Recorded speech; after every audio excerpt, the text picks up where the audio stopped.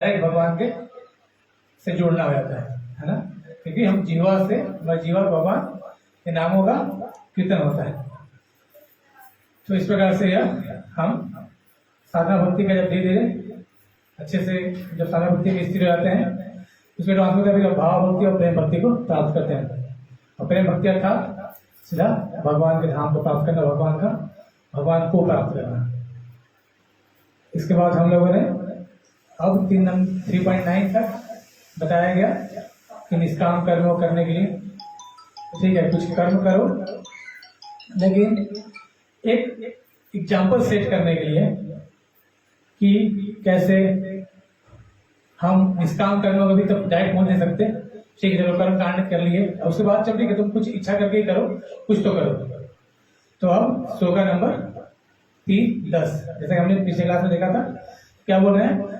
सृष्टि के प्रारंभ में समस्त प्राणियों के स्वामी प्रजापति ने विष्णु के लिए यज्ञ सहित मनुष्यों तथा देवताओं की संततियों को रचा और उनसे कहा, तुम इस यज्ञ से सुखी रहो, क्योंकि इसके करने से तुम्हें सुखपूर्वक रहने तथा मुक्ति प्राप्त करने के लिए समस्त वांछित वस्तुएं प्राप्त हो सकेंगी।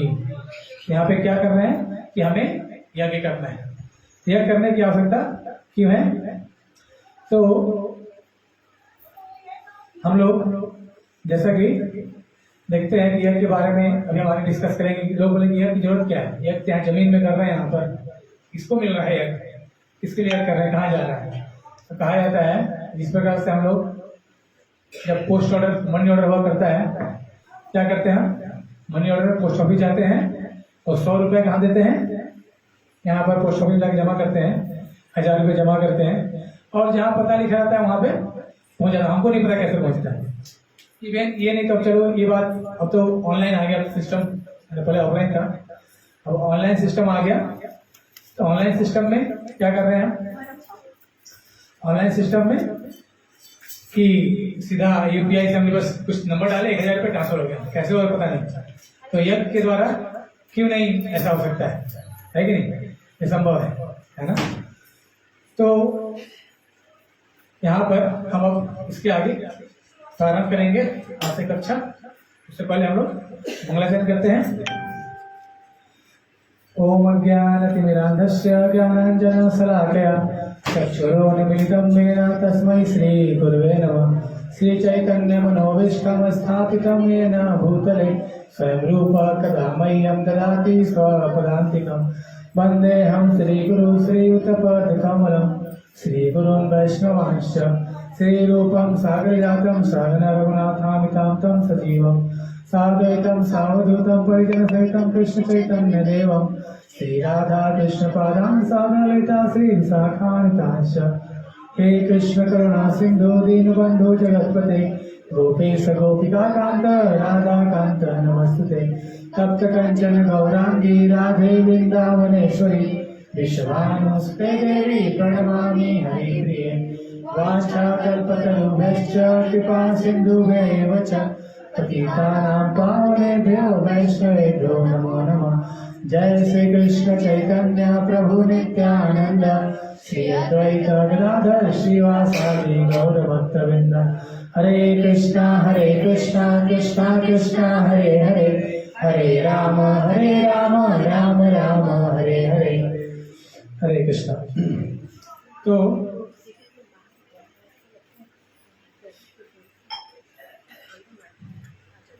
हम लोग जैसा कि देखते हैं कि क्या सार हम लोग भगवद गीता का अध्ययन कर रहे हैं। तो क्या दिख रहा है? भगवद गीता में भगवान की भक्ति करने का तो एक नारद पंचरात्र पुस्तक है, उसमें एक श्लोक आता है, आराधितो यदि हरि तपसा ततः किम। नाराधितो यदि हरि तपसा ततः किम, अंतर बहिर यदि हरि तपसा ततः किम, न अंतर बहिर यदि हरि तपसा ततः किम। क्या बोल रहे हैं? आराधितो यदि हरि तपसा ततः किम, है ना? अगर भगवान की आप हरि की उपासना कर रहे हैं तो और कुछ करने की, और कोई तपस्या करने की आवश्यकता ही क्या है? आराधितो यदि हरि। जब आप भगवान कृष्ण की, भगवान हरि की जब पूजा आपको क्या बोल रहे हैं कि अगर सारे टाइप के हम कर्म कर रहे हैं और भगवान कृष्ण भक्ति में नहीं लगे हैं तो क्या है, उसका कोई वैल्यू नहीं है। ये कौन बोल रहा है? मैं बोल रहा हूँ। शास्त्र में श्लोक का उन्हें अंत बताता होता है। तो विष्णु तत्व की आराधना होनी चाहिए। तो इसी एक और भागवत पुराण में पहले स्कंद के दूसरे अध्याय का 8वें नंबर श्लोक में एक और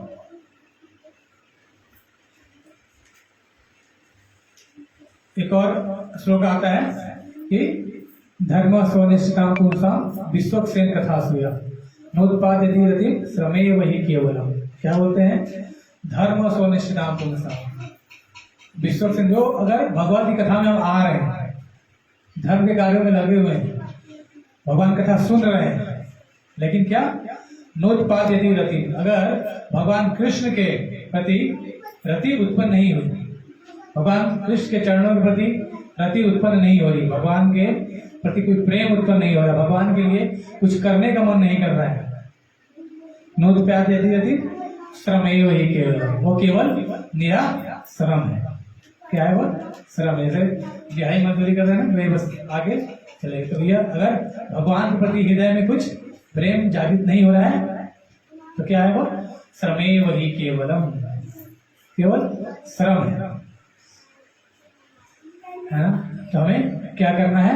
भक्ति। तो भक्ति के लिए क्या करना है? भक्ति का जो एक डेफिनेशन आता है, स्वरूपादि विनिर्मुक्तम तत्परित्वेन निर्मलम ऋषिकेश सेवनम भक्ति उच्यते। क्या होता है? स्वरूपादि, सभी प्रकार की उपाधियों से क्या होना है? मुक्त होना है। कैसी उपाधि? जैसे हमारी उपाधि होती है कि हम फलाने जगह नौकरी करते हैं, या हम फलाने की पति हैं, फलाने की पत्नी है ना, फलाने। तो इस प्रकार से हम अपना क्या कर रहे हैं? उपाधि से अपने आप को समझ रहे हैं कि ये हम पर हैं। तो उससे क्या होना है? विनिर्मुक्त, उसे मुक्त होना है, सभी उपाधि को छोड़ना है। तत्परित्वेन मतलब निर्मल, उसके बाद क्या होना है? और इस प्रकार से क्योंकि छोड़ भगवान भक्ति में लगे क्या होना है? हमारा हृदय मन सब क्या करना है? निर्मल करना है। जब वैसे निर्मल हो जाएगा तो क्या करना है फिर? ऋषिकेश सेवनम भक्ति उच्यते। निर्मल होगा कैसे फिर? तो अपनी इंद्रियों को ऋषिकेन, है ना, इंद्रियों को ऋषिकेश, जो इंद्रियों के स्वामी हैं, उनके ऋषिकेश सेवनम, उनके सेवा में हमको लगाना है इंद्रियों को। तो इंद्रियों को जब उस सेवा में लगाएंगे तो क्या होगा? तब हमें जब इस प्रकार से हम भगवान की सेवा में करेंगे, सेवा करेंगे तो क्या होगा? उसको बोलेंगे भक्ति उच्चते। सर्वादि विनिर्मुक्तम तत्परित्वेन निर्मलम ऋषिकेश सेवनम भक्ति उच्चते। इसको भक्ति कहा जाएगा। भगवान के लिए कुछ करेंगे तब, है ना। तो हम लोग अब अपने भगवद गीता का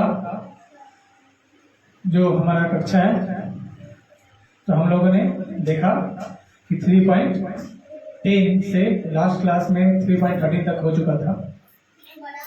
तो 3.10 से 3.13 तक इसको समाई करके बच्चे कोई बात नहीं करेगा आपस में, नया मैं खड़ा वहां से बात नहीं करेगा कुछ से,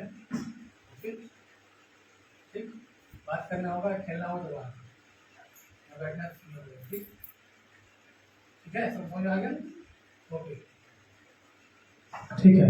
तो हम लोग भगवद गीता का तीसरा अध्याय 10वां नंबर श्लोक से 13वां नंबर श्लोक तक हो चुका था। तो कर्मकांड से कर्मयोग की ओर, तो जैसा कि नेक्स्ट स्लाइड में आपको दिख रहा है, स्लाइड में आपको क्या दिख रहा है? इसको यहाँ से ढीला करना पड़ेगा, सामने से नीचे से, ये ऊपर बस ढीला करता हूँ, ढीला। हाँ, अब कम करेगा, ठीक है। तो मैं बता रहा था कि ऐसा कुछ स्क्रीन में दिख रहा है कि पहला और दूसरा श्लोक क्या है? अर्जुन की दुविधा है, बुद्धि योग करो कि कर्म योग करो। और तीसरा से 9वां तक जो है वो क्या था, निष्काम कर्म। जैसे कि यहाँ पे डायरेक्ट 3 से 16 दिया हुआ है, क्या ज्ञान योग मुश्किल है, इसलिए अर्जुन के लिए तो निष्काम कर्म योग उससे अच्छा है। लेकिन हमें कर्मकांड से कर्म योग बढ़ना चाहिए। क्यों? यद्यपि जो अर्जुन है वो बुद्धि योग करने के लिए योग्य है, अर्थात वो चाहें तो उनको कोई राज्य से मोह नहीं था, जैसा कि बोल रहे हैं मेरे को नहीं चाहिए, दे दो सब दुर्योधन को, मैं तो जा रहा हूँ, मैं इस युद्ध में नहीं लड़ना चाहता, मेरे को नहीं चाहिए राज्य। तो वास्तव में वो तो योग्य है, वो कभी छोड़ सकते हैं, लेकिन एक उचित उदाहरण प्रस्तुत करने के लिए क्या भगवान उनको अर्जुन क्या बोल रहे हैं, नहीं निष्काम कर्मों का पालन जो है करने का प्रयास करना चाहिए, है ना। फिर इस तरह से 35 नंबर, और उसके बाद जो अगला सेक्शन है तो 17 से 35 नंबर का जो श्लोक आएगा उसमें क्या है, एक सेट करेंगे, एग्जाम्पल सेट करना है कि निष्काम कर्म को कैसे करना है ना। और उसके बाद 36 नंबर श्लोका से 40 नंबर श्लोका, वो क्या है, योग मार्ग में काम एक जो लस्ट है, एक दुर्जय शत्रु है ना, beware of lust and anger. इसलिए हमें स्थिर आध्यात्मिक बुद्धि से काम को, लस्ट मतलब जो भी लस्ट था, किसी प्रकार की इच्छा है ना, इस भौतिक संसार में आनंद भोगने की जो इच्छा है हमारी, उसके लिए किसी प्रकार की जो हम इच्छा करते हैं तो वह क्या है, लस्ट है ना। अर्थात हमको कोई भी आवश्यकता से अधिक संग्रह है ना पाने की जो इच्छा है, सब वह क्या है, लस्ट है। तो हम लोग नेक्स्ट स्लाइड पे चलते हैं, 3 नंबर 3.10 कर्मकांड से कर्मों की ओर। पिछले क्लास हमने देख लिया था, तब आगे बढ़ते सीधा। तो कहा जाता है जैसे 3.10 में देखा था कि यज्ञ करने की आवश्यकता है ना, बिना यज्ञ करने की आवश्यकता क्यों है, और भगवान कम से कम चलो मौका दे रहे हैं हमको कि चलो यज्ञ करके कम से कम, तो यज्ञ करने का साथ क्या है, टैक्स पे करना है ना। जिससे क्या होता है, मान लीजिए कि हम आगे देखेंगे, हमें एक उदाहरण दिया जा रहा है कि हम यहाँ इस भौतिक धारा पे क्यों आए। क्या होता है, जैसे एक छोटी बच्ची का फोटो दिख रहा है आपको, ये अपनी मम्मी से बोलती है कि मेरे को खाना बनाना, किचन में खाना बनाऊंगी, तो मम्मी क्या बोलती है उसको कि नहीं, तुम कभी आओगे नहीं, सब हाथ पाथ चल जाएगा, कुछ हो जाएगा, है ना। इसलिए तो क्या करती है वो कि एक्सपर्ट नहीं है तो क्या करती है, छोटा है तो क्या करते हैं, उसके लिए एक खिलौने वाला सेट दे देते हैं, लोग तो किससे खाना बनाओ। बच्चे जाते हैं और खेलते हैं, और दोस्त लोग और भी वैसे जो छोटे बच्चे उसी मेंटालिटी के लोग और आते हैं, उनके साथ में खेलने लगते हैं। तो जब हम भी आनंद बोले कि नहीं, हमको यहाँ पे आनंद नहीं आ रहा है, कहाँ, भगवान के साथ भगवान के सामने आनंद नहीं आ रहा है, तो क्या कर रहे हैं हमने क्या किया कि जब ये हम लोग सॉरी, तो देख रहे हैं आपकी आप स्क्रीन पे कि या क्या कर रहे हैं कि खिलौना दे दिया क्या के लिए, तो उसी प्रकार भगवान ने, तुम आनंद भोगना चाहते हो, मुझसे दूर हो गए, ठीक है, तो ये भौतिक संसार सृष्टि बनाकर देख जाओ या बनाओ, है ना। तो मैं बता रहा था आपको कि कैसे भगवान हमको अवसर दे रहे हैं। चलो ठीक है, तुम यहाँ आ गए हो, ठीक है, अपनी कुछ गलती से बना भी लिए हो, मान लीजिए बच्चे खिलौने खेलते रहते हैं, दोस्तों को मजा आता है, साथ में ऐसे लोग और भी आगे साथ में खेलने लगते हैं, ये कब तक खेलते रहेंगे, जब तक वास्तव में भूख न लग जाए। वास्तव में सही का भूख, इसमें तो वास्तविक खाना बन नहीं रहेंगे खिलौनों से, लेकिन वास्तव तो मम्मी बोलेगी क्यों, तुम बनाते रहे जाओ, उसी में खाओ जो बनाया तुमने। बच्चे क्या बोलेंगे, अरे ये तो मन का खेल था, कोई ऐसा, तो वास्तव एक्चुअल खेल नहीं था, ये क्या था, ये एक्चुअल खेल नहीं था, ये तो हम लोग मजा करने के लिए खेल रहे थे, है ना। तो इस प्रकार से यह जो खिलौना दिया गया माता के द्वारा इस बच्ची को खेलने के लिए जाओ, लेकिन तो बोले कि तो हमारे मन के रंजन के लिए था, मनोरंजन के लिए था, वास्तव में हमको थोड़ी खाना दे देगा खिलौना। उसी प्रकार से भगवान ने इस 24 तत्वों का बना हुआ, जो हमने दूसरे अध्याय में पढ़ा, सांख्य योग में जो पढ़ा, 24 तत्व भौतिक सृष्टि का बना हुआ 24 तत्व दे दिया गया, पृथ्वी जल अग्नि वायु आकाश, और हमारे 5 कर्मेंद्रिया, 5 ज्ञानेंद्रिया, है ना, और 5 उनके सेंस परसेप्शन करने वाले एसेंसेस, और 3 मन बुद्धि अहंकार और कलुषित चेतना, 24 टोटल से 24 ये जो एलिमेंट्स हैं वो भगवान के द्वारा इस प्रकार से ये बना के दिए कि जाओ खेलो इसमें, है ना, ढूंढो आनंद इसमें, है ना। तो लेकिन जब इसका तो भौतिक संसार लेते हैं, हम इस संसार में अलग अलग प्रयास करते रहते हैं आनंद लाने की, आनंद भोगने की। तो क्या होता है, लेकिन जब विभिन्न प्रकार से व्यवस्थाएं करते हैं, चलो गर्मी आई तो पंखा बना लिया, है ना, पंखा बना लिया तो यहाँ क्या हुआ, अभी वहां पे धुआं आ रहा है, पंखा चालू किया, तो क्या एक्चुअली पंखा क्या कहता है कि कुछ करे, लेकिन पंखा क्या कहता है आसपास गंदगी को लाके नहीं छोड़ दे रहा है, हो रहा है ना, पंखा बंद करना पड़ गया, है ना। तो इस प्रकार से देखते हैं कि हमारे जो भौतिक संसार की व्यवस्थाएं हैं जो क्या है उसमें कुछ न कुछ दिक्कतें हैं। इस फैन को भी ऑफ कर सकते हैं, ये भी सब कर रहा होगा, इस फैन को भी ऑफ कर सकते हैं, ये भी धुआं को कैच कर रहा होगा। हाँ बंद कर दी, कोई सुने, दरवाजा खुला है नहीं, यस। तो इस प्रकार से हमने क्या व्यवस्था की, पंखा करके चलाया था गर्मी का, लेकिन उसने क्या किया उल्टा, बाहर के जो बाहर धुआं धूप था उसको लाके इस कमरे में छोड़ दिया। तो इस प्रकार से हम जो आनंद भोगने की इच्छा कर रहे हैं वो क्या कर रहा है वास्तव में, और दुख प्रदान कर रहा है। जैसे एसी, लोगों ने अब इसका एडवांसमेंट गर्मी से बचने के लिए क्या व्यवस्था कर ली, एसी की व्यवस्था कर ली। तो क्या हो रहा है, एसी से टेम्परेचर और बढ़ रहा है ना, ग्रीन हाउस इफेक्ट, है ना, उसके कारण से जो मौसम का टेम्परेचर और बढ़े जा रहा है। एक बार ऐसा आएगा कुछ सालों बाद, आज से 5 साल 10 साल 15 साल 20 साल बाद, कि एसी भी काम करना बंद कर देंगे, कंट्रोल ही नहीं कर पाएंगे, टेम्परेचर इतना रेज हो जाएगा, है ना। तो इस प्रकार से हम लोग समझ सकते हैं।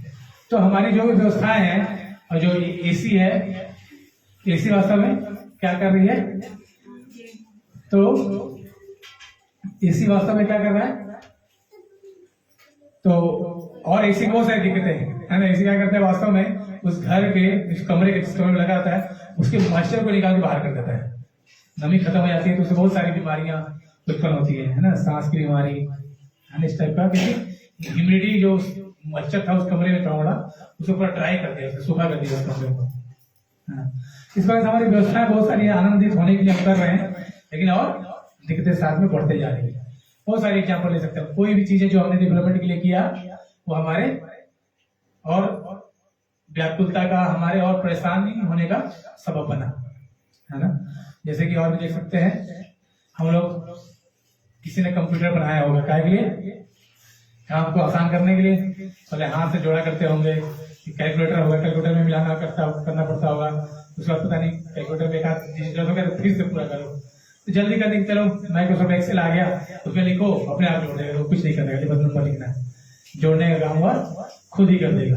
लेकिन वास्तव में कंप्यूटर इस काम के लिए आते कि समय बचेगा, लेकिन कंप्यूटर आने से क्या हुआ, और शिफ्टों में नौकरी चल रही है। जो सॉफ्टवेयर वाली नौकरी लोगों से देखिए 12-12 घंटे 15-15 घंटे, इतना वर्क प्रेशर है।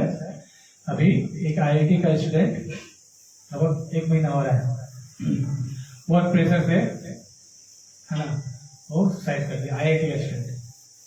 सोचिए आईआईटी कंप्लीट करके इतनी बड़ी कंपनी में इतने बड़े पोस्ट पे पहुंचकर अच्छा खासा पैकेज, है ना, और वह क्यों किया, क्योंकि वर्क प्रेशर झेल नहीं पाया, 25 साल के ऊपर बात।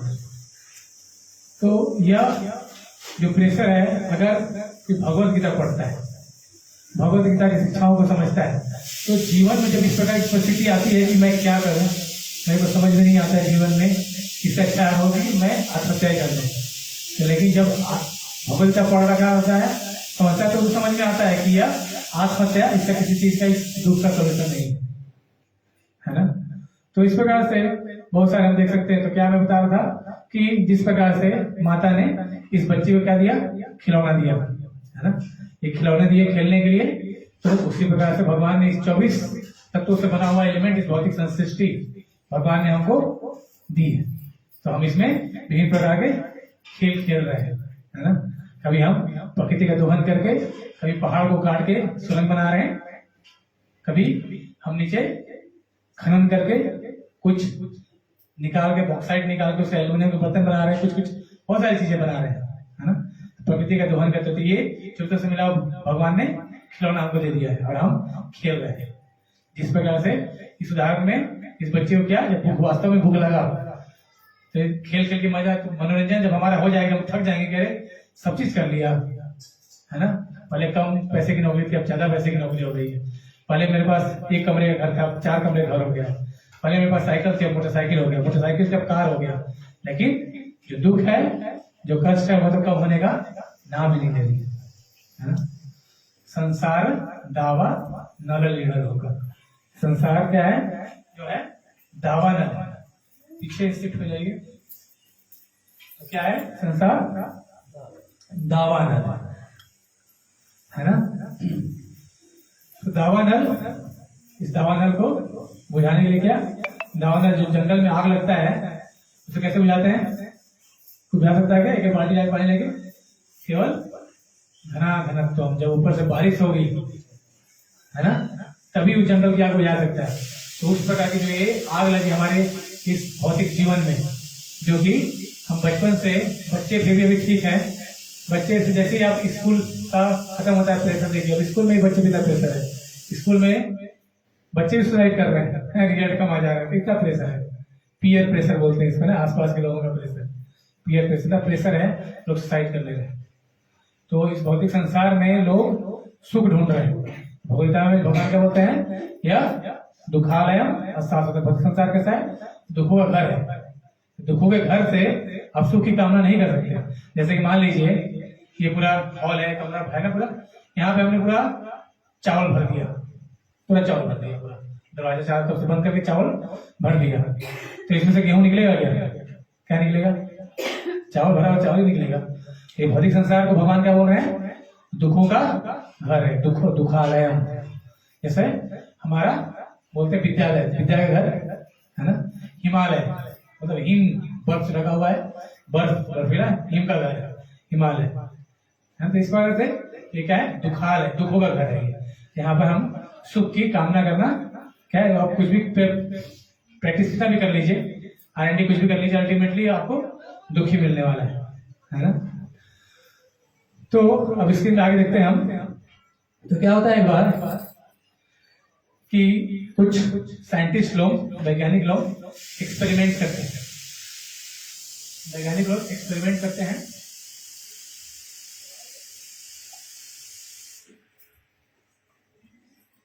बिछाने का नहीं है, और बैठने का जरूर।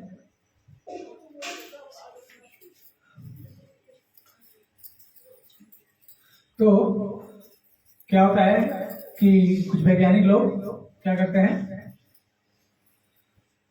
एक प्रयोग करते हैं। ये दिख रहा है आपको, एक चूहे को बंद करते हैं पिंजरे में, है ना। इस चूहे को पिंजरे में बंद करते हैं और ऊपर टॉप में कुछ दरवाजे बनाते हैं ऊपर से, है? और कुछ बटन लगाते हैं इसके भीतर ही, इस पिंजरे के भीतर बटन लगाते हैं, लाल हरा पीला। तो जब लाल बटन दबाओ तो क्या गिरता है, रोटी का टुकड़ा गिरता है। हरा बटन दबाओ तो पत्थर गिर रहा है। और कुछ और 3 बटन सेटिंग किया, और तीसरा बटन, पीला बटन जो दबाओ तो क्या दे रहा है, पानी का फव्वारा दे रहा है ना। तो इसने, अब चूहा है तो कुछ करना है, पिंजरे बंद है, 3 बटन है, बटन दबाए, तो जब लाल बटन दबाया तो क्या है, चपाती आया, ठीक है। एक और बटन है, क्या खिलौना मिला उसको, तो और बटन मिला, तो दूसरा बटन दबा के पत्थर गिरा, तो पहचान समझ गया पत्थर गिरा है, इसको नहीं दबाऊंगा मैं, है ना। और तीसरा बटन दबा के पानी का फव्वारा आने के भी इसको भी दबाऊंगा, ठीक ऐसा बढ़िया। तो क्या करें, जब भी भूख लगे, प्यास लगे, तो उस हिसाब से वह बटन को यूज करें। सीख लिया उसने कि बटन दबाऊंगा तो फिर खाना आ जाएगा, जो मैं थोड़ा पानी गिरा लूंगा इससे। इस प्रकार से हुआ कि रात हुई, जो वैज्ञानिक ने एक्सपेरिमेंट करना था, वैज्ञानिक ने क्या किया, बटन का कॉम्बिनेशन चेंज कर दिया। और जो लाल बटन है उससे क्या करना है, उससे जो लाल बटन है उससे पत्थर गिरेगा, जो हरा बटन है उससे रोटी गिरेगी, और जो पीला बटन है उससे पानी गिरेगा। इस प्रकार से कॉम्बिनेशन क्या किया उसने, चेंज कर दिया बटन को। तो ये जो चूहा था उसको पता था बटन से चपाती सुबह गया, जैसे फिर पत्थर गिरे उसके सर पे, लेकिन बड़ा दिक्कत है भाई, इस वैसे कैसे हो गया। फिर दूसरा बटन दबा उसको चपाती नहीं, चलो हाँ ठीक है, अब ठीक है। ऐसा मतलब लगभग काफी दिनों तक किया। ये एक्चुअल है, ऐसा नहीं कि मैं कहानी अपने आप से बता रहा हूँ, एक्चुअल है। तो इन्होंने प्रैक्टिस कैसे की, तो चेंज करते रहा, 1 महीने तक चलते रहा, कभी बटन को चेंज करते रहे और इसको करते रहे ऐसा। तो फिर जब ऐसा हो गया तो इस बार लास्ट में जब महीना बीत गया तो क्या किया उन्होंने, जो इस पिंजरे का दरवाजा खोल दिया सोचा कि चूहा भाग जाएगा अब तो यहाँ से, उसे इंडिकेट किया जाने के लिए, लेकिन चूहा बाहर नहीं गया। क्यों? चूहा सोच रहा है कि अब तो मैं इस काम में क्या हो गया हूँ, एक्सपर्ट हो गया हूँ, है ना, कभी लाल हरा गिलावट कभी दबाना कभी दबाना, ठीक है, तो मैं इसी में रखता हूँ, ठीक है, थोड़ा सा कभी कभी आता है चोट कोई खाना भी तो फ्री का मिल रहा है, अच्छा तो इसी प्रकार से हम इस भौतिक संसार में क्या कर रहे हैं कि चलो इस बार ये वाला बिजनेस किया, नुकसान हो गया, कोई बात नहीं, अभी बिजनेस करते हैं, चलो इस बार ऐसे पढ़ाई किया था फेल हो गया, तो इस बार ऐसे पढ़ाई करें तो इस बार ऐसे तैयारी करें नौकरी नहीं मिला, इस बार ऐसे करते मिलता है, नौकरी मिलने के बाद भी जो नौकरी कर सकता है पूछो वो कितने खुश है ना, कौन खुश है संसार में। हमको बाहर से लगेगा, आपको दिखेगा कि मैं ज्यादा खुश हूँ, मुझे लगेगा कि आप ज्यादा खुश है, लेकिन वास्तव में आनंद कहाँ है, भगवान कहा जाता है ईश्वर परमा कृष्ण सच्चिदानंद विग्रह, आनंद जिसके पास है वही तो आनंद दे पाएगा हमको, है ना। मान लीजिए मेरे पास 50,000 रुपए है, ठीक है, अब कोई मेरे से 1 लाख रुपए मांगेगा, मैं दे पाऊंगा क्या? ये है ही नहीं, तो कहाँ दूंगा। तो इस भौतिक संसार में हम सोचते हैं, पति सोचता है कि पत्नी में सुख है, पत्नी सोचती है पति में सुख है, लड़का सोचता है लड़की में सुख है, लड़की सोचती है लड़के में सुख है, माता सोचती है कि बच्चे में सुख है, बच्चा सोचता है माता में सुख है, लेकिन वास्तव में सुख किसी में है ही नहीं, वो सब ढूंढ रहे हैं एक दूसरे का, है ना। तो जिसके पास रहेगा वही तो दे पाएगा।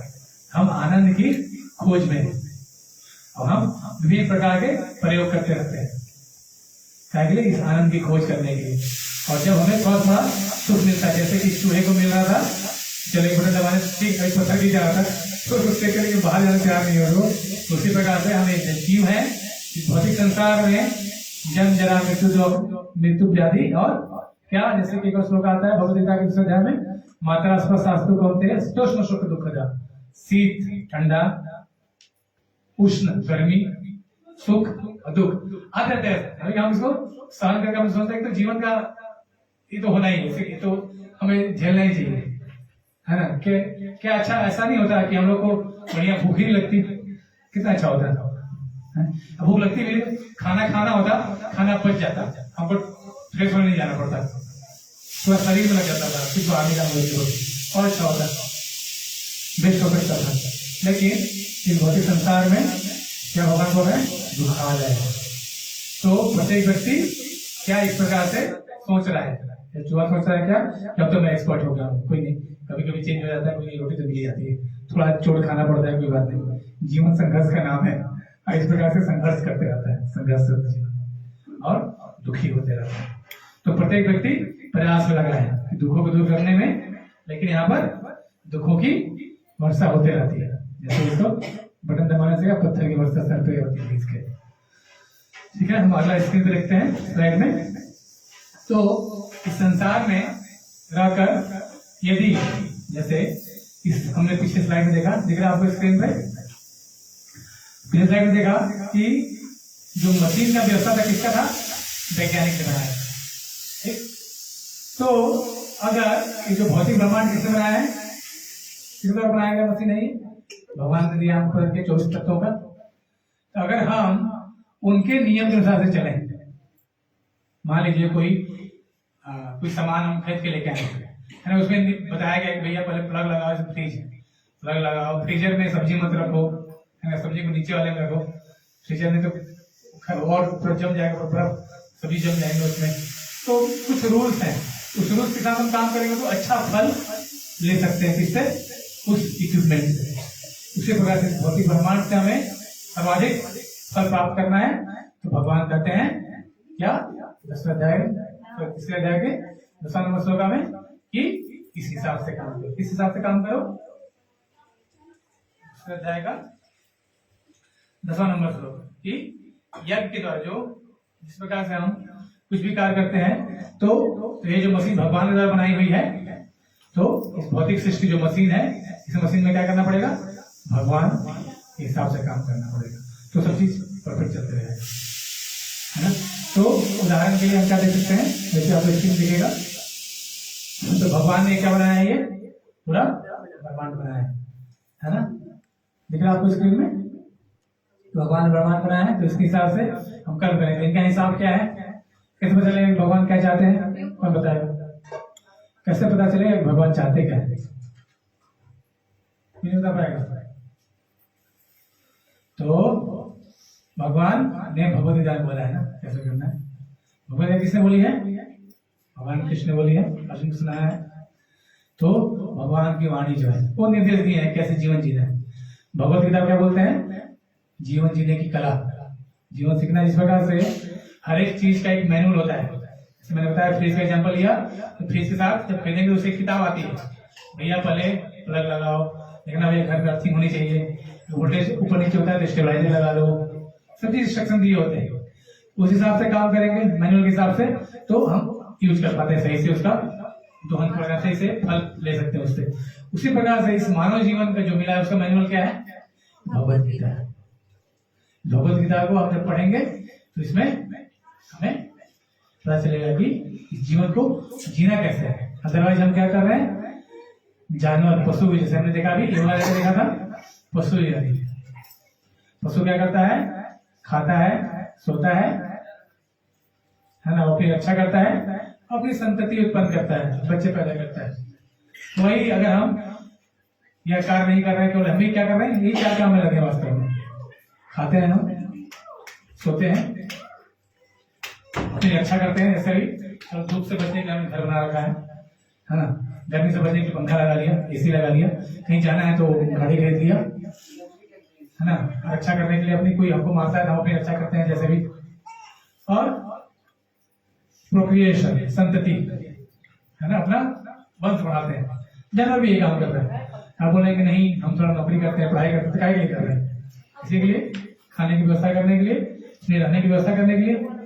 तो वास्तव में जो ये चार कामों में लगा हुआ है, तो महाभारत में जो श्लोक आता है, आहार निद्रा भय मैथुनम च समन्वयेतत् पशुभिर्नराणाम् धर्मे हि तेषाम् अधिको विशेषो धर्मेण हि न पशुभिः समानः। ये चार काम है, कौन कौन से, आहार खाना, निद्रा सोना। आपको लग रहा होगा मैं आपसे बता रहा हूँ, मैं आपसे नहीं बता रहा हूँ, कहाँ श्लोक में दिया हुआ है, महाभारत में पढ़ेंगे आप, श्लोक में ब्याज दे लिखते हैं, आहार निद्रा सोना, और मतलब खाना, निद्रा सोना, भय मतलब डरना, रक्षा करना अपना किसी भय से, और आनिद्रा भय मैथुनम, मैथुन मतलब संतति, संग करना, और अपने वंश को आगे बढ़ाना। समन्वयेतत् पशुभिर्नराणाम्, समान है किसमें, पशुओं में और नरों में, समन्वयेतत् पशुभिर्नराणाम्।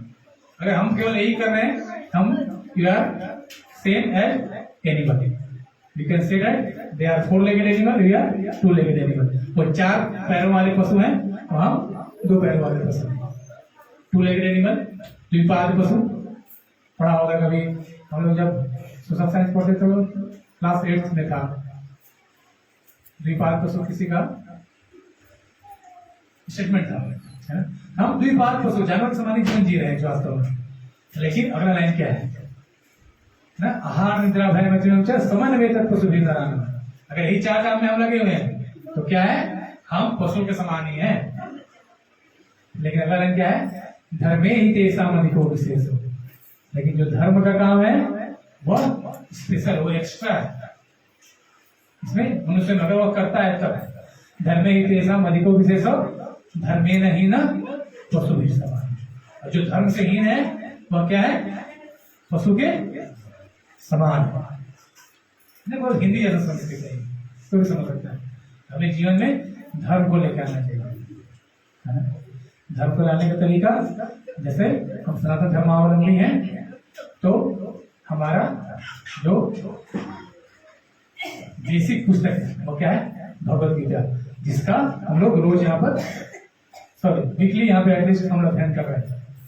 तो देखिए हम लोग कितना भाग्यशाली हैं कि अर्जुन को तो केवल एक बार भगवत गीता सुनने का मौका मिला। कितनी बार मिला, एक ही बार मिला।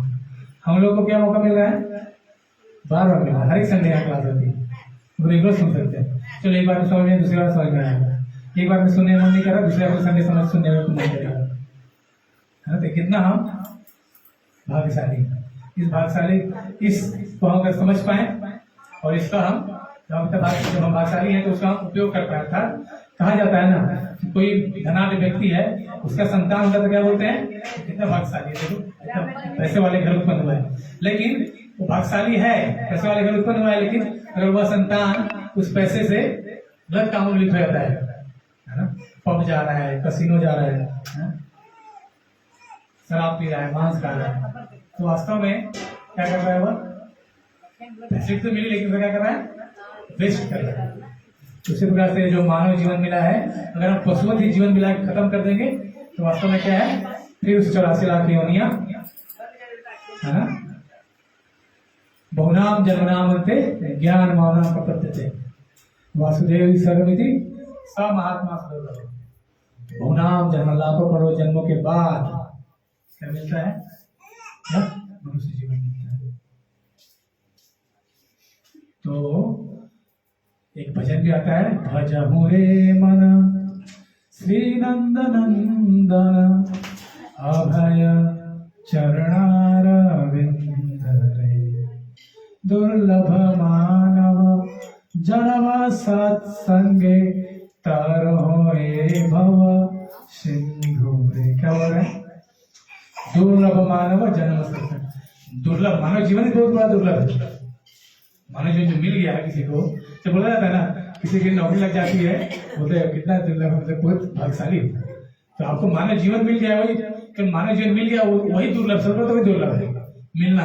अदरवाइज हम अनंत जन्मों से जानवर की, कीट की, पतंग की योनि घूम रहे हैं, बार बार बार बार बार बार बार बार। देख रहे हैं मछली यहाँ पे है ना, एक्वेरियम में लगी हुई है, घूम रही, उसमें भी आत्मा है। मछली से आत्मा निकली, मछली खत्म, हमारे शरीर से आत्मा निकली, हम खत्म। तो क्या डिफरेंस है, वो भी खाता है, हम भी खाते हैं, वो भी सोता है, हम भी सोते हैं, वो भी संतान उत्पन्न करता है, हम संतान उत्पन्न करते हैं। उसको भी कहीं कोई भय लगता है, कोई अगर उसको खाने के लिए मारेंगे तो वो अपनी बचाव करता है, भागता है, इधर भागेगा, वो अपना क्या करेगा, सेम है। तो हम इस श्रेणी से पास होके आ चुके हैं, है ना। अब हमें जीवन मिला है, जैसे कहा जाता है कि मान लीजिए एक कुआं है, कुआं खाली कुआं है, सूखा कुआं देखा कभी, आजकल तो कुआं कम मिलते हैं, सूखा कुआं कभी देखा होगा, हम लोग गांव में रहते थे जब, तो वहां पर कुआं बड़े बड़े कुआं होता है, उसमें सीढ़ी बना हुआ है, गर्मी में सूख जाते थे वो, और सीढ़ी से ऊपर नीचे जाओ, नीचे पहुंचाते, जमीन तक पहुंचाते थे उसमें, है ना। और सीढ़ी के पास दरवाजा लगा होता था कि वहां खोल के फिर आप कुएं को उसमें डायरेक्ट एंटर कर लो। तो मान लीजिए इस तरह कोई कुआं है और कोई व्यक्ति है, उसके आंखों में पट्टी बांध दी गई, या फिर अंधा व्यक्ति है मान लीजिए, अभी या फिर कुछ अंधा व्यक्ति नहीं भी है, मान लो लाइट वाइट बिल्कुल अंधेरा कुआं है, तो क्या कर रहा है वह कि अंधेरा कुआं है तो कुआं गोले में है, तो दीवार टच करके ऐसे ऐसे करके क्या कर रहा है वो, आंख दिख तो रहा है नहीं कुछ, अंधेरा, नीचे तो अंधेरा कुआं है, तो छूते छूते जा रहा है कि चलो कहीं रास्ता होगा तो मैं निकल जाऊंगा। लेकिन जैसे ही वह दरवाजा आता है जिससे उसे निकलना है, उस समय क्या होती है, उसे खुजली होती है, पीठ में खुजली होती है, तो खुजली करता है और धीरे धीरे चलते रहता है, आगे बढ़ जाता है, दरवाजा क्या हो गया, पार। तो उसको क्या करना पड़ेगा, फिर से एक राउंड लगाना पड़ेगा। इस 84 लाख योनियों में यह एक मौका हमें मिला है और हम खुजली करने में लगे हैं। खुजली करना अर्थात जो इस भौतिक जीवन का लक्ष्य है, भगवान की भक्ति करके इस जन्म मृत्यु जरा व्याधि के लक्ष्य, इस जो दुख है, वास्तव में हम समझते हैं कि यह गर्मी क्या सुख है, बारिश क्या सुख है, या ठंडी में जो इतना कोहरा पड़ता है क्या सुख है, क्या वो है ना, अनंत सुख। क्या कहीं भी बाढ़ आ रहा है, कहीं भूकंप आ रहा है, कभी है ना कुछ भी, तो इस प्रकार के दुख, मच्छर काट रहे हैं, सुख है, चाहते हैं मच्छर ना काटे, है? इस प्रकार से इस दुख से दूर जाने के लिए जो मौका मिला है इस मानव जीवन का, इतना दुर्लभ है। अगर हमने ये मौका गंवाया तो क्या होगा, we have to again go through the all 84 lakh species of the life. 84 lakh योनि में फिर से भटकना पड़ेगा, फिर आपको मिलेगा मानव जीवन। सोचिए हम कितनी बार भटक चुके हैं, इसका हम अरबों साल से, अनंत जन्मों से हम भटक रहे, पता नहीं कितनी बार मानव जीवन मिला होगा हमको, कितनी बार मानव जन्म मिला होगा, अब हमने गंवाया होगा, फिर 84 लाख घूमे होंगे, फिर मिला होगा, फिर गंवाया होगा, फिर घूमे, लेकिन अगर इस बार भगवान की भक्ति का मिलने का अवसर है तो हमें जब समझ में आ रहा है तो कम से कम अभी निकल जाना चाहिए। हमें किसी और कामों में न लग के हमें लक्ष्य क्या बनाना चाहिए, ये जो जीवन है मेरा अंतिम जीवन, इसके बाद मैं इस वापस से इस भौतिक में किसी माँ के गर्भ में नहीं आऊंगा, किसी मनुष्य रूपी माँ या जानवर रूपी माँ, कोई माँ हो सकती है, किसी भी गर्भ में नहीं जाऊंगा मैं इस बार कहा इस जन्म मृत्यु के चक्र से बाहर निकलने का प्रयास है। ये लक्ष्य, ये मेरा अंतिम लाइफ होना चाहिए। क्या सोचते हैं कि हम कितना सुखी हैं? जैसे कि आपको पता ही है, शास्त्रों में वर्णन है, अब तो साइंस भी प्रूव कर रही कि हम जब गर्भ में रहते हैं तो माता को टीका खाना पसंद होता है ना। टीका खाते हैं तो बच्चा जो गर्भ में रहता है उसको तो हाथ बंद करके पूरे कैसे एक थैले में बंद रहता है। तो वीडियो देखिएगा आप, ऑनलाइन आजकल अवेलेबल है, मेरे पास था लेकिन अवेलेबल नहीं है। तो जब आप उस गर्भ में हम ऐसे रहता है तो क्या पूरे चारों तरफ समझिए एक कमरा है, उसमें मूत्र, सब मवाद, खून, ये सब चीजें भरी हुई हैं उस कमरे में, और उसमें पकड़ के जाके आपको जबरदस्ती ठूस दिया गया और दरवाजा बंद कर दिया गया। क्या स्थिति? ऐसी स्थिति में हम माँ के घर में रहते हैं और उस समय हम दोनों आंख मुट्ठी बांध कर क्या प्रार्थना करते हैं, भगवान जल्दी यहाँ से बाहर निकालिए। माँ जब फटा खाती है तो उस बच्चे का शरीर जलता है, स्किन जलती है उसकी, तभी वो छटपटाता है, हाथ पैर चलाता है, तो जल्दी बाहर निकलिए। लेकिन जैसे बाहर आता है वह भूल जाता है। तो क्या करता है, भगवान भक्ति लगने की बजाय, हमने देखा होगा कोई बच्चा जन्म लेता है तो क्या करता है, मुट्ठी होती है ना उसकी, आप उंगली दोगे ना तो उसको क्या करता है, तुरंत पकड़ता है।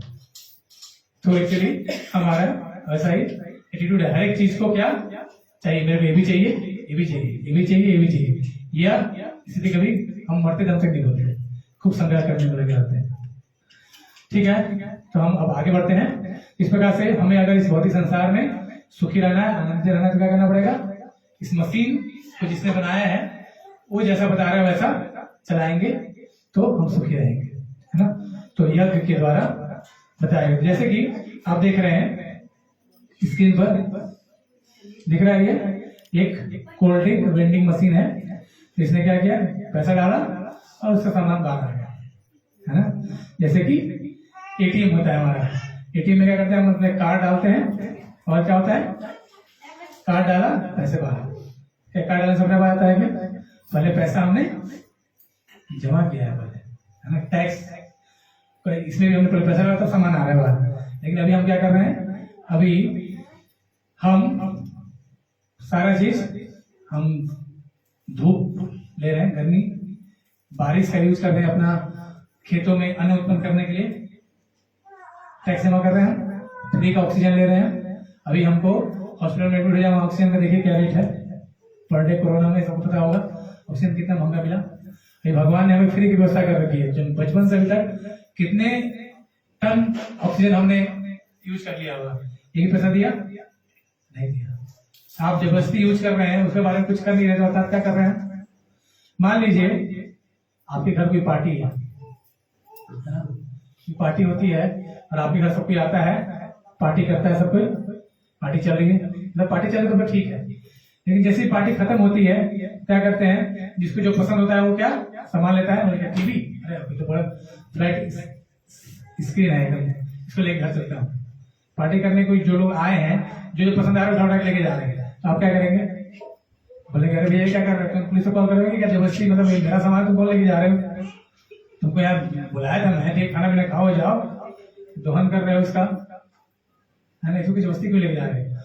तो क्या करना है, तो वास्तव में हम अगर टैक्स पे नहीं कर रहे हैं तो हम भगवान की दी हुई चीजों का उपभोग कर रहे हैं, तो क्या है, हम वास्तव में चोर है, चोरी कर रहे हैं, जबरदस्ती यूज कर रहे हैं भगवान की दिए गई। और उसके बदले हम कुछ, क्या आपके घर में से कोई सामान कोई यूज करेगा, उसके बदले कुछ नहीं देगा तो उसे क्या बोला जाएगा, चोरी। तो बिना बताया सामान लेके जाता है हमारे घर चोरी करके। तो इस प्रकार से हमें उसके बदले, तो यहाँ पे भगवान क्या बोल रहे हैं कि यज्ञ के द्वारा, तो इस यज्ञ के लिए, तो यज्ञ की व्यवस्था हालांकि कहा जाता है, जैसे साइंटिस्ट लोगों ने अभी लगभग कुछ सालों पहले एक्सपेरिमेंट किया कि क्या ये सनातनी लोग, हिंदू लोग यज्ञ करते रहते हैं, यज्ञ से होता क्या है। देखा गया कि आम की लकड़ी में केवल 1 पाव घी, 50 ग्राम घी, 50 ग्राम घी डाला गया और काफी ऑलमोस्ट कितना 2 या 3 टन ऑक्सीजन जनरेट हुआ। किससे? केवल इतना यज्ञ करने से। हालांकि अब ये पॉसिबल नहीं है इस कलयुग में, क्योंकि हमें ना तो शुद्ध गाय का घी मिलने वाला है, शुद्ध चीजें मिलने वाली हैं, फिर भी हम कर सकते हैं। लेकिन इस कलयुग के लिए जो युग धर्म है, जैसा कि आप देखिए, तो हमें टैक्स पे करना पड़ेगा। टैक्स पे करेंगे हम, तभी हम और मैनुअल हिसाब से जीवन जिएंगे, तब हम आनंदित रहेंगे, हमें कोई फ्रस्ट्रेशन नहीं होगा, है ना। जैसे कि हम देखते हैं क्या हो रहा है, देखिए यहाँ पे स्विच ऑन कर रहा है, लाइट ऑन ऑफ हो रहा है ना। स्विच ऑन किया, लाइट ऑन ऑफ हो रहा है और फैन स्टार्ट हुआ, है ना। क्या अपने आप हो रहा है? क्या लग रहा है? आपके घर में बिजली का कनेक्शन है। और कनेक्शन क्यों है? कटा क्यों नहीं? क्योंकि आप मंथली बिजली बिल जमा कर रहे हैं, इसे फैन चला पा रहे हैं, लाइट यूज कर पा रहे हैं, है ना। तो इसी प्रकार से भगवान ने इस भौतिक सृष्टि को चलने के लिए व्यवस्थाएं कर रखी है। इस प्रकार से बिजली को यूज करने के लिए बिजली विभाग है पूरा, वहां पे लोग, बिजली विभाग के लोग कार्य करते हैं। वहां पे इंजीनियर्स हैं, लाइनमैन है, सब कोई है काम करने वाले, जो जिनको पूरी व्यवस्था बनाई हुई है। उसे जो भी लाइन आपके यहाँ आता है, फिर आप पैसा उसके बदले पेमेंट करके से लाइन आपका चलता है। उसी प्रकार से भगवान ने यहाँ पे इस भौतिक संसार में चीजों को प्रदान करने के लिए क्या कर रखा है? देव देवताओं को डिप्यूट कर रखा है ना। तो जिस प्रकार से हम अपने दैनिक कार्यों की आपूर्ति करने के लिए टाइम से बिजली बिल का जमा कर रहे हैं, टैक्स जमा करते हैं, है ना, उसी प्रकार से हम इस भौतिक संसार में चीजों को सही से करना है। तो क्या देवताओं को संतुष्ट, उनका जो करना पड़ेगा, उनको उनके लिए हेल्प करना पड़ेगा, है ना। उनको भगवान ने उसका हेड बना रखा है। जैसे गवर्नमेंट है, गवर्नमेंट ने एम्प्लॉय बैठा रखा है सभी, है ना। तो टैक्स देना पड़ेगा, तब हम उसका प्रॉपर यूज कर पाएंगे बिजली का, है ना। अदरवाइज कट जाएगा, सिलेक्शन कट जाएगा, काम नहीं कर रहे। अर्थात हमें सुख चाहिए, आनंद चाहिए, तो क्या करना पड़ेगा? भगवान के अनुसार कार्य करना पड़ेगा। अदरवाइज हम नहीं करेंगे तो क्या होगा? वह जो सुख का परमानेंट जो फ्लो है वो क्या बंद हो जाएगा, है ना। जैसा कि आप स्क्रीन देख रहे हैं कि इंद्रदेव है, वो काय के लिए? बारिश के लिए। हम इस भौतिक संसार में जो चीज भी कर रहे हैं, बिना बारिश से कुछ उपलब्ध नहीं है ना। अभी अब आगे श्लोक देखेंगे हम। तो जो देवता लोग हैं, जैसे ये इंद्रदेव और ये वरुण देव, देखिए जैसे ये समुद्र का दिख रहा है, ये वरुण देव, जल के देवता, जल देने वाले, है ना। और अग्निदेव दिख रहा है, बिना अग्नि खाना पका सकते हैं, है ना, ये अग्निदेव। तो इस प्रकार से तो हम समझ सकते हैं कि हमको क्या करना पड़ेगा? टैक्स देना पड़ेगा, कुछ करना पड़ेगा, तब हमको देखना पड़ेगा। तो अब नेक्स्ट श्लोक है भगवद गीता का 3 अध्याय का 14 नंबर श्लोक। हम 10, 11, 12, 13 लास्ट क्लास में देख चुके थे, उसी का हमने रिव्यू किया अभी। और अब 3 अध्याय का 14वां नंबर श्लोक। मेरे पीछे पीछे दोहराइए। अन्नाद भवन्ति भूतानि पर्जन्यात् अन्न संभव यज्ञात् भवति पर्जन्य यज्ञ कर्म समुद्भव। अन्नात् भवति भूतानि पर्जन्यात् अन्न संभव यज्ञात् भवति पर्जन्यो यज्ञ कर्म समुद्भव। मीनिंग अन्नात्, बोलिए, अन्नात् अन्न से, भवन्ति उत्पन्न होते हैं, भूतानि भौतिक शरीर, पर्जन्यात् वर्षा से,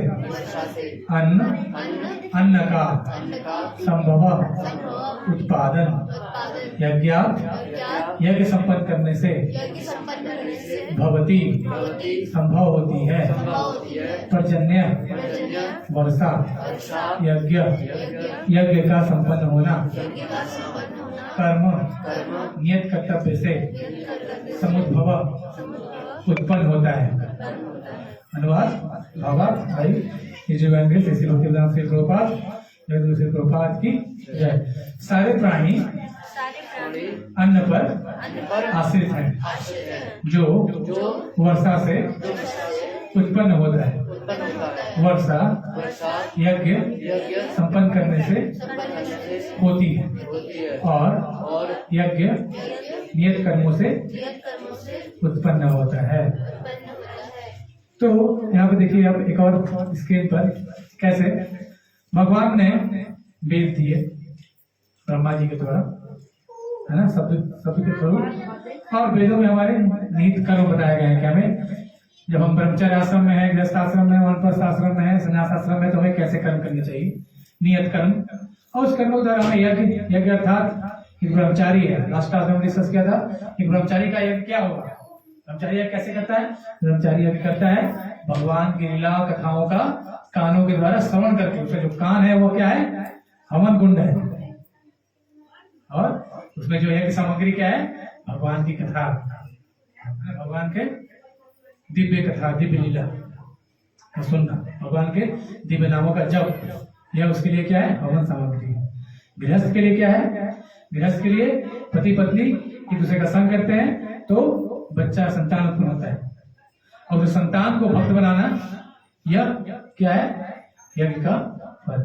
इस प्रकार से यह गृहस्थ लोगों का यज्ञ है। जब हम इस प्रकार यज्ञ करते हैं तो क्या होगा? यज्ञ के बाद क्या दिख रहा है अगला? पर्जन्य, बादल उत्पन्न। बादल होंगे तो क्या होगा? बारिश होगा। बारिश होगा तो क्या होगा? फिर बारिश से यह उत्पन्न हो सकता है, और कोई रास्ता है क्या? बारिश नहीं होगी तो होगा कभी? बड़ा मुश्किल है। और इस प्रकार से इस अन्न को जीव लोग खाते हैं, जीव वापस जब भगवान भक्ति में नियम से लगा रहता है तो वह भगवान को, भगवत धाम को, भगवान के साथ इस जन्म मृत्यु चक्र से परे निकल के भगवान के साथ दिव्य आनंद का, सच्चिदानंद भगवान को बने, उसे बताया सच्चिदानंद। भगवान कैसे हैं? सच प्लस चित प्लस आनंद। भगवान आनंद के सागर है। जैसे मैंने बोला था, उसमें एग्जाम्पल लिया था कि मेरे पास 50,000 है, कोई मांग रहा है 1 लाख रुपए, तो नहीं दे सकता। हमारे पास आनंद नहीं है। आनंद किसके पास है? भगवान सच्चिदानंद है। और हम भी एज ए आत्मा, जब हमने दूसरे अध्याय में पढ़ा, आत्मा भी क्योंकि भगवान का पार्ट एंड पार्सल है, भगवान का अंश है, से यह भी सच्चिदानंद है, लेकिन उस पर क्या हो गया है? लेनी आ गई। जैसे फॉर एग्जाम्पल मान लीजिए कोई बल्ब है, बल्ब के ऊपर काले कलर का पेंट कर दो, पेंट कर दे काले रंग का, लाइट आएगी उसमें के बाद? रोशनी आएगी? नहीं आएगी। लेकिन जैसे हम काले कलर को स्क्रैप करेंगे, हटाएंगे, छीलेंगे, उसको हटा देंगे, वापस रोशनी आने लगेगी। उसी प्रकार से जो इस आत्मा के ऊपर क्या कवरिंग है हमारे मन बुद्धि अहंकार का, इस पृथ्वी जल अग्नि वायु आकाश जो पंचभूत शरीर का, और हम इसको, इस शरीर को ही अपना मान लिया, ये शरीर ही हम हमारे, मेरा जो पति है वही मेरा है, बस मेरा जो पुत्र है वही मेरा है। लेकिन वास्तव में यह हमारे पूरे जन्म कर्मों का कुछ लेखा जोखा है कि फलाना आत्मा जो था वो आपके घर में आया, वो आपके संतान बना, फलाना आत्मा जो था वो आपका पति बना, फलाना आत्मा जो था वो आपकी पत्नी बनी। जस्ट इस जीवन का सफर है। जैसे कि हम लोगों ने कितने बार एग्जांपल लिया कि जिस प्रकार से हम कभी ट्रेन में ट्रेवलिंग करते हैं तो क्या होता है? बैठ जाते हैं, तो हमारा जो कंपार्टमेंट है उसमें 8-10 लोग 12 में बैठे रहते हैं, है ना। अब यहाँ से बैठे हम लोग की इच्छा से बरेली के लिए, रास्ते में चलो 2-3 घंटे का रास्ता है, तो चलो कुछ खाना पीना लिए निकाले, टिफिन निकाले अपना, तो कुछ लेंगे क्या अभी? तो बोलते ठीक है, साथ में खा लिए, कुछ बातें कर लिए, क्या कर रहे हैं, कहाँ जाते हैं, कहाँ जाते हैं, कहाँ जाएंगे, कहाँ उतरेंगे। लेकिन कोई बहड़ी का टिकट है तो बहड़ी में उतर जाएगा, और नहीं उतरेगा तो टीटी आके जबरदस्ती उतार देगा, भैया तुम्हारा टिकट यहीं तक है। उसी प्रकार से परिवार है कुछ सालों का सफर, जिसका समय आता है, हमारे दादा दादी परदादा थे, उतर उनका टिकट कट चुका, गए, उतर गए, नहीं चलना चाहेंगे जबरदस्ती यमदूत यमलोक मृत्यु उतार देगा उनको। और कोई नया बेहड़ी से कोई नया चढ़ेगा भी तो हमारे घर में कोई नया जन्म भी लेता है। इस बात से भौतिक संसार है। तो वास्तव में संबंध किसी का क्या है, कर्मों के द्वारा वो हमारे संबंध में आ गए। कर्मों के, और फैन ऑफ कर दीजिए, बहुत हिसाब से फैन ऑफ कर दो, खींच देगा वो। तो क्या बता रहा मैं इस प्रकार से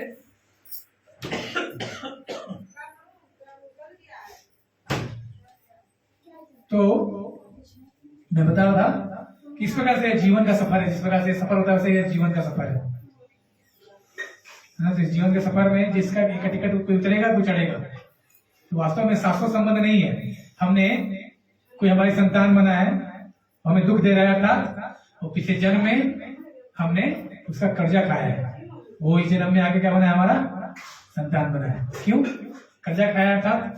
आपने किसी से पैसा उधार लिया है, या तो पैसा वापस करो, या तो भैया जैसे हम होटल में जाते थे, देखा होगा आप लोगों ने, होटल में खाना खा लिया, पैसा नहीं है तो क्या करना पड़ता है, होटल वाला क्या करवाएगा, चलो किचन में चलो बर्तन मांजे, है कि नहीं, मेहनत करना पड़ेगा। तो इसी प्रकार से हमने पूरे जन्म में कर्मों का फल है क्या है, तो चूंकि हमने उस उधार लेगा था, इस जन्म में हम को उस आत्मा की जो आपके घर में संतान के रूप में उत्पन्न हुआ उसकी क्या कर रहे हैं, हम सेवा करते हैं। रात को बाथरूम कर रहा है, रात को पोटी कर दिया, लेकिन आदमी हम इस प्रकार से कर्मों का सिद्धांत बहुत ही गूढ़ रहस्य है, समझ आसान नहीं है ना। कौन किसके जीव में, वास्तव में हम भगवान के अंश हैं। जैसे मैंने एक बार एग्जाम्पल लिया था, ये पंखुड़ी है ना, पंखा का एग्जाम्पल कभी हमने समझाया था एक बार, किसी को याद हुआ देखो। पंखे में 3 पंखुड़ियां हैं, सेंटर में क्या है, मोटर पे सेंटर में होता है ना। अगर मोटर से अभी पंखे जो हैं तीनों आपस में कनेक्ट है क्या, पंखे की 3 पंखुड़ियां आपको आपस में है क्या जुड़े हुए, किससे जुड़े हुए हो, मोटर जुड़े हुए हैं। इस दोनों का आपस में कोई संबंध नहीं है, 2 पंखुड़ियों का आपस में कोई संबंध नहीं है, अलग अलग है, स्पष्ट है ना। तो जुड़े किससे हैं, मेन मोटर से जुड़ा हुआ है। जब मेन मोटर जुड़ा रहेगा, अगर ये पंखी उठ के आएगा नहीं, मैं इसमें जुड़ूंगा तो हवा आएगा, इससे कुछ काम होगा, सब उल्टे हो जाएगा, पता नहीं टूट के गिरना जाएंगे, पंखे टूट के नीचे गिर जाएंगे, दोनों अनबैलेंस हो जाएंगे। एक पंखे दूसरे पंखे पे जाके छोड़ने लगेंगे, कोशिश करेंगे तो क्या मेन मोटर से अर्थात जो हम भगवान के अंश है, जब हमारा परिवार है सेंटर में, जब हम भगवान को रखेंगे तो हम ऐसे समझते हैं जो भगवान की सेवा करेंगे कि हम भगवान के अंश हैं, और मुझे भगवान ने सेवा दी है इस परिवार के रूप में, जो मेरे पति पत्नी भाई बहन मिला है, इनका सेवा करने के लिए भगवान ने मुझे मौका दिया, तो बस मैं एज ए कर्तव्य उनकी सेवा करूंगा। लेकिन ये अस्पष्ट जानूंगा कि मेरा इनसे वास्तविक संबंध कुछ नहीं है।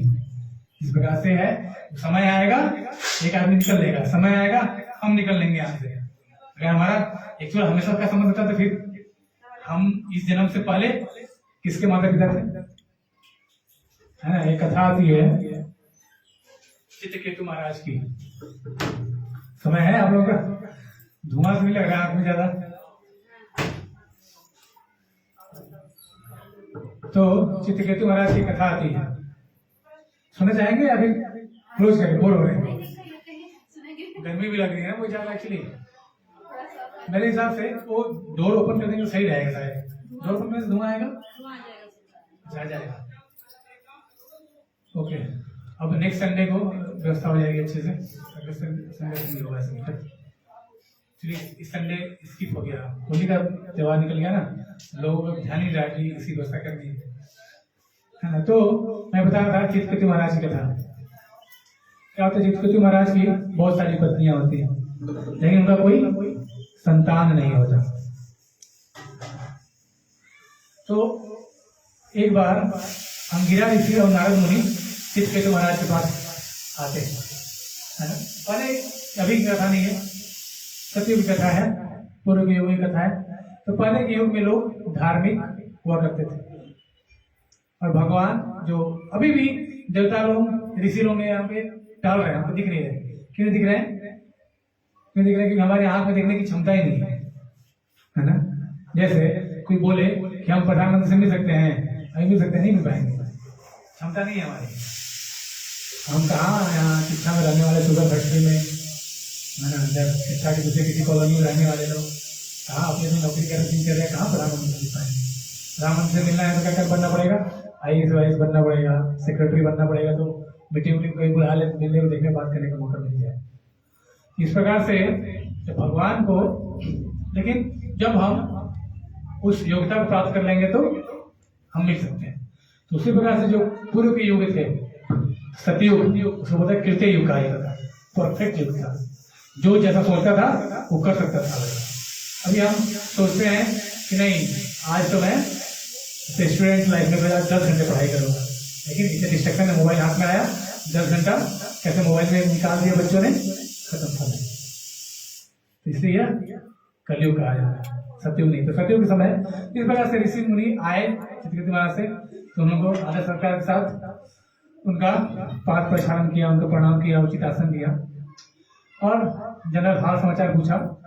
तो जब ऋषि मुनियों ने, अंगिरा ऋषि ने, नारद मुनि ने पूछा और कैसे आप चित्रकेतु महाराज, चित्रकेतु महाराज बोला कि आप तो त्रिकालदर्शी हैं, आपको पता ही है मैं किस दुख में हूँ, मेरी इतनी सारी पत्नियां, लेकिन मुझे कोई एक भी संतान की प्राप्ति नहीं हुई, किसी भी संतान की प्राप्ति नहीं हुई, तो कृपया करके मुझे संतान दिया। तो फिर त्रिकालदर्शी लोग हैं, इनको तो पता है ऋषि मुनि, तो उन्होंने देखा और कहा कि आपको इस जन्म में संतान योग नहीं है। तो बिल्कुल चित्रकेतु महाराज रोने के लिए आने लगे कि आप तो महान ऋषि लोग, कुछ भी कर सकते हैं, कृपा करके मुझे संतान कुछ कीजिए, कुछ तो कीजिए, है ना। इस प्रकार से जब बोलते हैं ठीक है, तो बोले ठीक है, लेकिन वो संतान तो आपको मिले, ठीक है हम करते हैं व्यवस्था, लेकिन वो जो संतान है वो आपके खुशी का भी और दुख का भी कारण बनेगा। क्या संतान कैसा होगा, जो होगा वो क्या करेगा, आनंद का भी कारण बनेगा और दुख का भी कारण बनेगा। तो उनको एक फल दिया गया और राजा ने उसमें से किसी एक पत्नी को वो फल दिए, खिलाए, और वो गर्भवती हुई और संतान हुआ। उसका नाम क्या रखा गया, हर्ष शोक। ऐसा क्या बोला कि उसका नाम रखना, जो संतान होगा उसका क्या नाम रखना, हर्ष शोक। तो इस प्रकार से जब होता है तो समय कट जाता है, बच्चा थोड़ा कुछ बड़ा होता है ना, 5 साल 6 साल 7 साल का होता है, 5-6 साल का। लेकिन इस बीच क्या होता है, जो उनके अन्य राजा रानियां थी, हजार रानियां थी, जो राजा जो थे, जिस रानी के थ्रू संतान उत्पन्न हुआ था, उस रानी से ही बस मेल मिलाप से, बाकी रानियों का से कोई मतलब ही रख रहे थे। जो बाकी रानियां थी वो क्या हो रही थी, फिर वो उनसे क्या करने लगी, द्वेष करने लगी, ईर्ष्या करने लगी। देखो पहले तो राजा सबके पास आया करते थे, अब क्या, अब उसके थ्रू संतान उत्पन्न है, तो उसके अलावा किसी को ध्यान ही देते। बोला कि इसकी जड़ क्या है, ये संतान ही है ना। क्या करते हैं, सारे रानियां मिलकर उसे विष दे देते हैं, जहर देते हैं, किसको, उस बच्चे को, और बच्चा सही प्राण त्याग देता है। जैसे ही पता चलता है इसको, चित्रकेतु महाराज को, उनकी उस पत्नी को, जिनके थ्रू माँ को संतान उत्पन्न हुआ था, तो दोनों एकदम बिल्कुल बहुत दुखी अवस्था में चिल्लाते हुए, काफी रोते गिलाते, बहुत ज्यादा दुखी होते।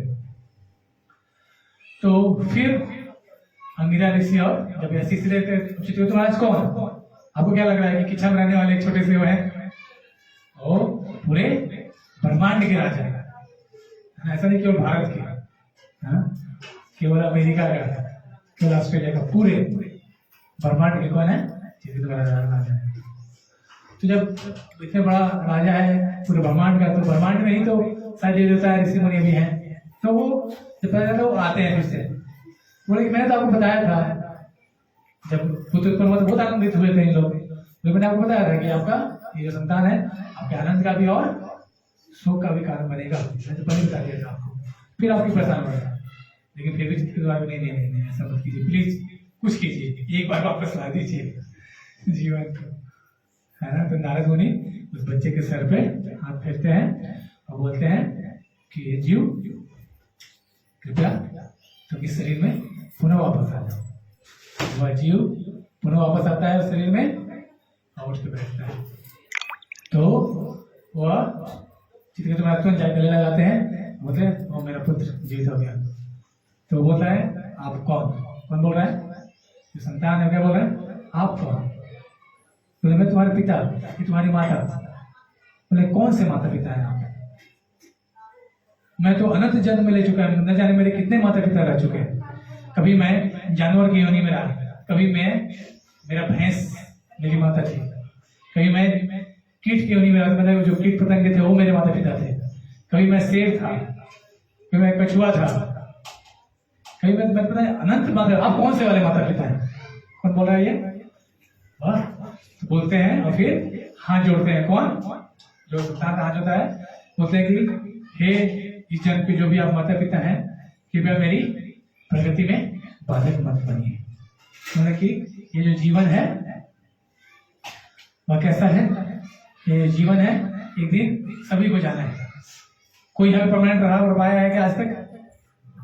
कोई रह पाएगा कि आज तक परमानेंट?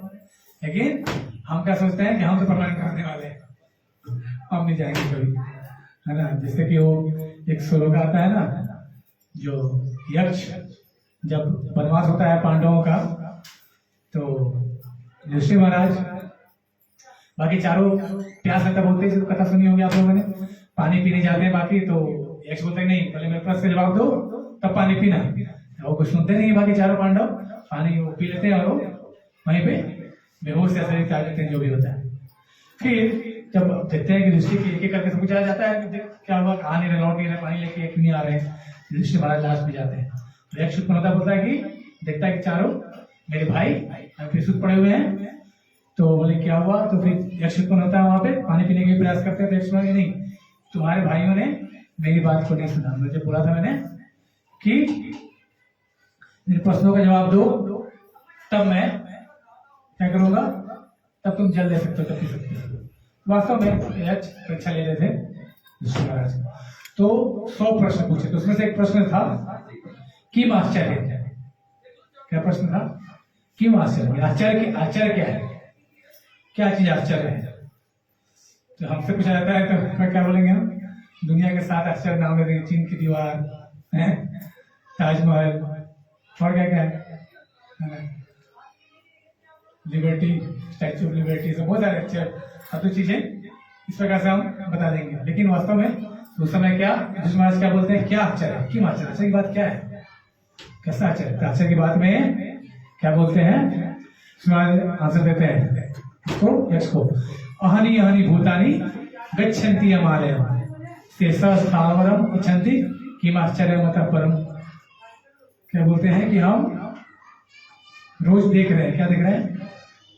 अहनि अहनि भूतानि, तो धीरे धीरे क्या हुआ, अहनि अहनि धीरे धीरे भूतानि, हम देख रहे हैं कि लोग धीरे धीरे क्या हुए जा रहे हैं, भूत हुए जा रहे हैं। अर्थात हमारे पति पले थे, आज नहीं है, हमारे दादा पले थे, आज नहीं, हमारे परदादा पले थे, आज नहीं, हमारे पिता पले थे लेकिन आज नहीं है। रोज रोड पे देखते हैं कोई नहीं कोई अर्थी जाते हुए देखते हैं, देख रहे हैं कि लोग क्या हो रहे हैं, यहाँ से भूत हुए जा रहे हैं लोग यहाँ से, छोड़ कोई परमानेंट नहीं रहने वाला है। अहनि अहनि भूतानि, कहाँ जा रहे हैं? गच्छन्ति यमालयम्, हम लोग को जा रहे हैं, हम रोज देख रहे हैं कि आश्चर्य का जवाब दे रहे हैं, क्या आश्चर्य क्या है? यक्ष कहते हैं हम रोज देख रहे हैं धीरे धीरे हमारे परिवार के लोग ही चले गए हमको छोड़ के, और हम आसपास देख रहे हैं लोग जा रहे हैं, करके जा रहे हैं, लेकिन क्या शेषा स्थावरम इच्छन्ति, लेकिन जब बाकी जो हम लोग बचे हुए हैं, जो लोग हैं, हम सोचते हैं कि हम यहाँ परमानेंट शेषा स्थावरम में ही रहने वाले हैं, हम तो परमानेंट स्थावर ही स्थित रहने वाले हैं, हमको नहीं जाना है, हम कभी सोचते नहीं। शेषा स्थावरम इच्छन्ति किम आश्चर्यमतः परम, इससे बड़ा आश्चर्य क्या हो सकता है? हमने तो जीवन का जो वास्तविक परीक्षा है वो कब होगी? मृत्यु के समय। और हमने सोचा कि हमको नहीं मरना है, कोई गारंटी ले सकता है कि रात को सोएंगे तो उठेंगे नहीं, गारंटी लेके आ।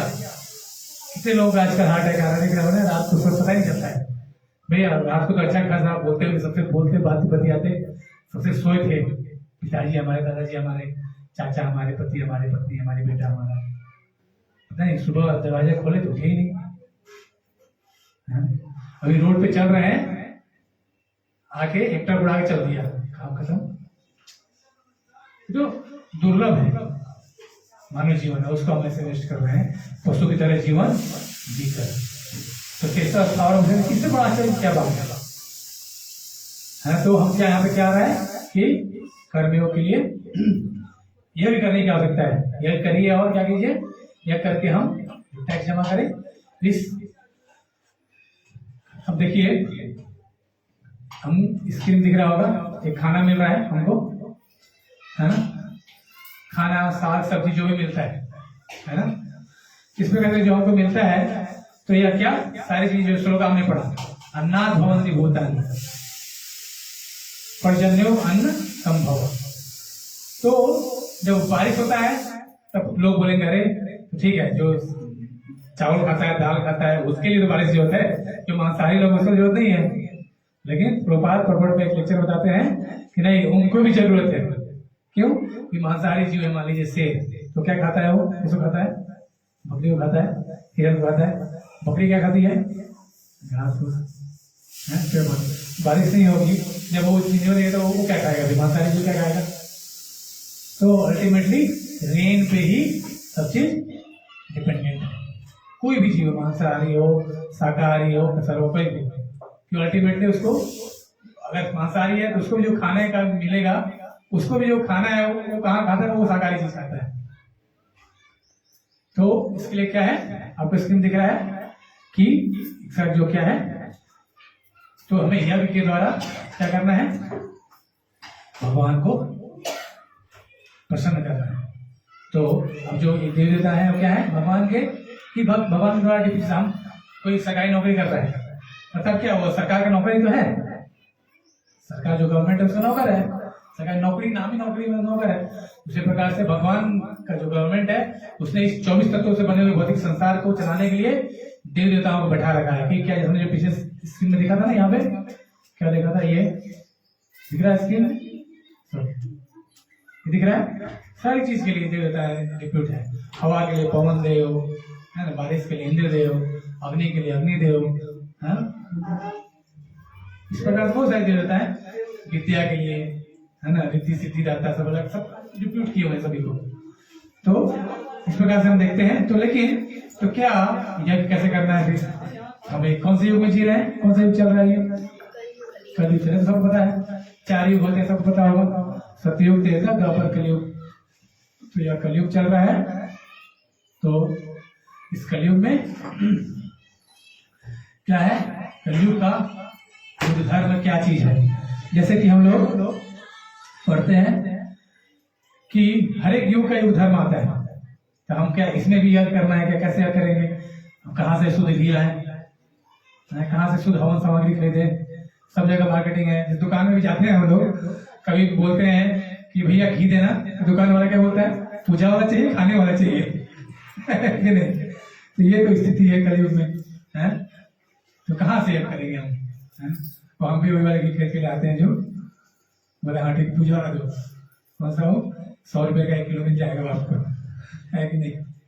ओरिजिनल घी तो 1,500 या 2,000 रुपये किलो भी मिलना मुश्किल है ना, जो प्रॉपर विधि से बनाया जाता है, सड़ा के जो नहीं बनाया जाता है। तो इस प्रकार से तो इस कलयुग में संभव नहीं है उस प्रकार के को मना करना। तो जैसे एक श्लोक आता है, कीर्ति अध्याय तो विष्णु तेतायाम स्तोमके द्वापरे परिचर्याणां कलौ तद्धि कीर्तन। कलयुग में कीर्ति अध्याय तो विष्णु तपस्या सतयुग में करने की बात है, भगवान को पाने के लिए तपस्या करिए, सतयुग में भी नहीं। तेतायाम स्तोमके यज्ञ करना है तो त्रेता युग में यज्ञ करिए, यज्ञ के द्वारा भगवान को पाते थे। और द्वापर है परिचर्याणां, द्वापर युग में भगवान के अर्चा विग्रह की भव्य रूप से पूजा अर्चना करके भगवान को पाया जाता था। और यही 3 फल जो इन तीनों युगों में जो इतना मेहनत करके पाया जाता था, तपस्या करके यज्ञ करके, ऐसा नहीं छोटा मोटा यज्ञ करते थे। मांगने वाले जो दान मांगने वाले थे बोले मांगिए क्या चाहिए आपको, तो जो मांगता था वो दिया जाता था उसको। जैसे जो भी कोई भी यज्ञ हुआ, पुत्र का दृष्टि यज्ञ तो सब महाराज ने किया त्रेता युग में। तो जो ब्राह्मण लोगों ने जो दान दिया, तो क्या ऐसा नहीं कि मैं बस 1 रुपए का सिक्का ले लिया बैंक में जाके 100 रुपए लो, 1 सिक्का ले करवा लो या फिर 5-5 का नोट करवा लो, ऐसा नहीं। दान मांगने वाला ब्राह्मण क्या बोलता था, हाँ बताइए क्या चाहिए, बोले मेरे को 1 एकड़ जमीन चाहिए, 1 एकड़ जमीन क्या चाहिए, 2 किलो सोना चाहिए, 2 किलो सोना क्या चाहिए, मेरा कितना अनाज चाहिए, 2 अनाज, जो मांग लो बोला उसको बोला जाता दान। ये संभव नहीं, इसका लिए संभव है क्या? सोना दान करेंगे, हम खुद ही पढ़ने को नहीं हो रहा है, खरीदने को नहीं हो रहा है, कहाँ जाते हैं? तो इस कलयुग में क्या हो रहा है? यह क्या पॉसिबल नहीं है, नहीं तपस्या पॉसिबल है, ध्यान करना पॉसिबल है कि आंख बंद करके बैठे लोग आजकल मार्केट में इतना चल रहा है ध्यान योग केंद्र है कि ध्यान योग केंद्र पॉसिबल है? आंख में ध्यान करके बंद है, बगल में गिलास गिरा दो, छन से चम्मच गिरा दो, आवाज आए, ध्यान टूट जाएगा, अरे कहाँ गिरा? तो ये कलयुग नहीं ध्यान लगना। लेकिन आपने सुना होगा सतयुग में जो हिरण्यकशिपु था 36,000 साल तपस्या की, और उस समय इंद्र लोग अग्निदेव सब कोई आए, आज उनके शरीर को फेंका, और क्या चीटियों ने उनके शरीर को खा के बॉम्बी बना दिया, खत्म कर दिया, खा गया। खाली मेरू में उनका प्राण अटका पड़ा था, किसका? हिरण्यकशिपु। इस टाइप से हम तो पता करने पड़े, एक मच्छर काट दे तो जाने लगे, अरे चीटी आगे पकड़ ले तो शरीर को पूरा, तो ये संभव नहीं है। इससे स्पष्ट होता है कि यह जो युग है वह तपस्या के लिए नहीं है, यह के लिए नहीं बना। और परिचर्या में पूजा पाठ करना है, अच्छा पूजा पाठ करना है, तो पूजा पाठ करने के लिए भी नहीं बना भाई। कैसे? भगवान का जो दिव्य, भगवान की प्रतिमा का पूरा इतना श्रृंगार होता है, पूरा सोने से पूरा लगा होता है भगवान का। भगवान अनंत ब्रह्मांड का नायक है, ऐसा नहीं कि केवल यही वाला ब्रह्मांड की पैसे, ऐसे अनेक ब्रह्मांड भगवान ने बनाए हैं। उनको आप एकदम दिव्य भव्य विषय, वो भी पॉसिबल नहीं इस कलयुग में। अगर आप ऐसा पूजा करने की कोशिश करेंगे तो मंदिर में अगले दिन चोरी हो जाएगी भगवान को सब सोना चांदी से उतार लेके चले जाएंगे चोर को, ये पॉसिबल नहीं है कलयुग में। क्या कृत्य अध्याय तो विष्णु त्रेता में द्वापर परिचर्या। कलयुग में क्या करना है? कलौ तद हरि कीर्तन, हरि का क्या करना है? कीर्तन करना। जैसे कि मैंने स्टार्ट किया था क्लास, क्या आराधितो यदि हरि तपसा ततः किला, ना आराधितो यदि हरि तपसा ततः किला। अंतर बहिर यदि हरि तपसा ततः किम, न अंतर बहिर यदि हरि तपसा ततः किम। अर्थात मैंने स्टार्ट किया था जब बताया था कि क्या आराधितो यदि हरि, यदि आप हरि की आराधना कर रहे हैं, भगवान कृष्ण की, भगवान राम की, भगवान विष्णु की, नारायण की आराधना में लगे हैं, आराधितो यदि हरि तपस्या तथा की। तो और कुछ तपस्या करने की जरूरत क्या है? और कोई व्रत पूजा पाठ किसी और करने की जरूरत क्या है? फिर दूसरा लाइन, ना आराधितो यदि हरि तपस्या तथा की। अगर भगवान हरि की तपस्या नहीं कर, भगवान की आराधना नहीं कर रहे हैं, कुछ और भी व्रत करेंगे तो उसका भी क्या फायदा? अगर हरि का कर रहे हैं तो और करने की जरूरत नहीं है। अगर हरि का नहीं कर रहे हैं तो और करके भी क्या करेंगे? बहुत ही भगवान जन्म तो चक्कर में नहीं रहेंगे। हम इंद्र की पूजा करेंगे कहाँ जाएंगे? इंद्र लोग जाएंगे। इंद्र लोग कहाँ है? भौतिक ब्रह्मांड में ही। इंद्र एक पद है ना, तो वापस फिर भौतिक धाम में आ जाने वाले हैं। तो इस प्रकार से, और अगर हम भगवान हरि की पूजा नहीं भी कर रहे और लोग पूजा करें तो भी तो क्या कोई फर्क नहीं पड़ता। क्या अगला क्या? अंतर बहिर यदि हरि, अगर हमारे हृदय में हम भगवान देख रहे हैं, कौन लोग देखते हैं? प्रेमांजन छुरित भक्ति विलोचनेन संत सदैव हृदयेषु विलोकयन्ति यः श्याम सुंदरम अचिन्त्य गुण स्वरूपम गोविंदमादि पुरुषम तमहम भजामि। कौन भगवान को देखता है? संत लोग। कैसे देखते हैं? प्रेमांजन छुरित भक्ति विलोचनेन, अपने आंखों में प्रेम रूपी अंजन लगाकर और भक्ति के माध्यम से, भक्ति विलोचन है ना, आंखों से देखते हैं। संत सदैव हृदयेषु विलोकयन्ति, संत लोग भगवान को हमेशा हृदय में देखते हैं। यम श्याम सुंदरम अचिंत्य गुण स्वरूप, यह जो ब्रह्मा जी बोल रहे हैं, कौन किसको देखते हैं? यम श्याम सुंदर। श्याम सुंदर कौन? भगवान श्री कृष्ण। अचिंत्य गुण स्वरूप, अचिंत्य गुण स्वरूप गोविंद आदि पुरुषम। गोविंद जो है कौन है? आदि पुरुष है। जैसे हम अपनी पीछे जाएंगे, हमारे पिता, आपके, फिर उसके पिता, उनके पिता, उनके पिता, उनके पिता, चलते जाएंगे तो क्या होगा? पूरा संसार दिखते जाएगा कि एक ऐसे ऐसे होते जाएगा। अभी इतने सारे लोग हैं, अब इनके पिता आपस में उसमें भाई होंगे, फिर उनके पिता ऐसे ऊपर चलते जाए, चलते जाए, चलते जाए, एक पिता मिलेगा। आदि कौन हो? पहला आदमी कौन है जिससे इतने सारे लोग हैं?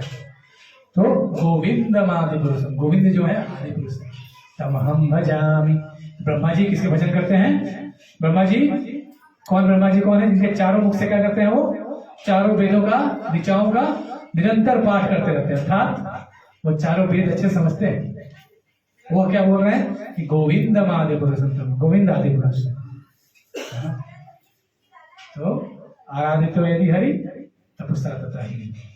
और चीजों की करने की आवश्यकता है क्या है? भगवान के प्रेम भक्ति में अगर हम लगते हैं तो मैं बोल रहा था कि यह यज्ञ के द्वारा हमें भगवान को पसंद करना है। तो इस कलयुग के लिए यज्ञ क्या है? कलौ तत् हरि कीर्तना, कलयुग वगैरह धर्म हरिनाम संकीर्तन। कलयुग का धर्म है हरिनाम संकीर्तन। हरे कृष्णा कृष्णा कृष्णा हरे हरे, हरे राम राम राम हरे हरे। तो आप लोगों से निवेदन है, इस कलयुग का यज्ञ भगवान को पसंद करते हैं तो कलयुग का यज्ञ कौन सा यज्ञ? इस दरवाजे को भी खोल सकते हैं तो कुछ। तो क्या बता रहा था मैं कि इस युग का युग धर्म क्या है? यज्ञ धर्म। कौन सा यज्ञ करना है? संकीर्तन यज्ञ करना है ना? जयंती ही सुमेध सर कृष्ण वर्णन तुषा कृष्णम सांगोपांग सपासदम, है ना? इस कलयुग में भगवान चैतन्य महाप्रभु ने इस संकीर्तन यज्ञ का आंदोलन प्रारंभ किया। तो संकीर्तन में क्या करना है? भगवान के नाम में कीर्तन करना है। ठीक है, तो हम लोग क्लोज करते हैं और हम इसके बाद नेक्स्ट क्लास में हम लोग आगे कंटिन्यू करेंगे। आप सभी का बहुत बहुत धन्यवाद। हरे कृष्ण।